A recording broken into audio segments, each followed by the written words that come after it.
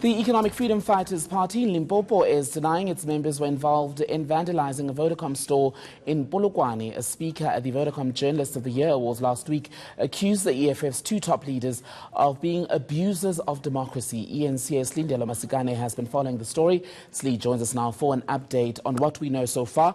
Let's start right there then, Slee. What are the facts on the table between the Vodacom Awards last week and what we saw happen this weekend? All right, so last week, as you would know, we had the Vodacom Journalist of the Year Awards. They took place in Midrand on a Thursday night. And what happened was that they had a keynote address speaker, and this was Corruption Watch's chairperson, Vodacom Journalist. And during his speech, he had what was displayed in the background, a picture of the two top leaders of the EFF, that's Julius Malema and Floyd Shivambu, and captioned abusers of democracy. And basically what he was speaking about was media freedom, as well as the interaction between political parties, as well as the media. And as we know, we've seen quite a public spat transpiring between EFF as well as media personnel. So what happened after that was that we saw a tweet from Wisini Ndlozi saying that, you know what, fighters, don't be wary. This is exactly what we want. We're seeing how Vodacom is now gathering journalists to basically strategize on how to deal with the party, to quote-unquote him. And this has basically led to a flare-up from what we believe to be EFF members who were dressed in red T-shirts with EFF logos that this past Sunday stormed into a Vodacom store in Polokwane and basically trashed it, destroyed it completely. And this has now led to charges of malicious damage to property against the EFF party, which is now actually denying that its members have been involved. We did speak to the secretary of the EFF in Limpopo. Let's take a listen to what he had to say. Okay. It's not every person wearing a red T-shirt that is an EFF member. The EFF has never issued any statement or mandate to its member to attend to Vodacom. Even when Vodacom provoked the EFF. So when South Africans get up and defend what they think is right and what they think that provoked them, Vodacom must not cry. It must stand its ground like it started it.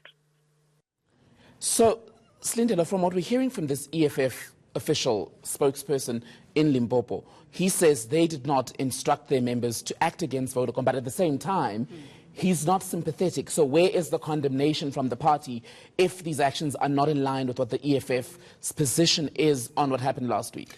I actually directly asked them and said, do you think that maybe there isn't a better way to deal with, grievances like this instead of, destroying property? And he said that this issue really has nothing to do with us. And he finds it peculiar that just because people are wearing red T-shirts, they're automatically associated with the EFF. He says that anybody can put on an ANC T-shirt, an EFF T-shirt or a DA T-shirt and claim to be a member but not really be members. So he's saying that Vodacom needs to, they need to basically lay in the bed that they've made. They are the ones that held this award ceremony. The picture of their leaders were there labeled as abusers of democracy. So they're saying that they need to take responsibility for basically provoking, I'm quoting him now, provoking the people into taking such action.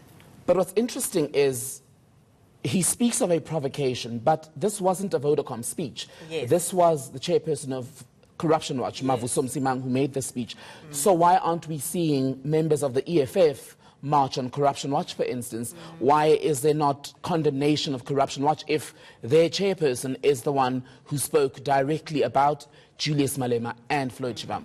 I think basically because the speech was made at a Vodacom Awards ceremony, at a Vodacom event, it's now being directly linked to Vodacom, which has, I must say, issued a statement distancing itself from the views of Corruption Watch's chairperson and saying that the views of that chairperson don't necessarily reflect the views of Vodacom and that they do believe in freedom of speech and, being against, media being barred or being gagged. So Today, what we also saw is basically the Democratic Alliance in the province laying charges against the party.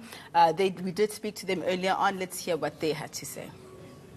the EFF continuously proven to be violent, destructive, and are constitutional delinquents that abuses the rights of individuals and their freedom of expression.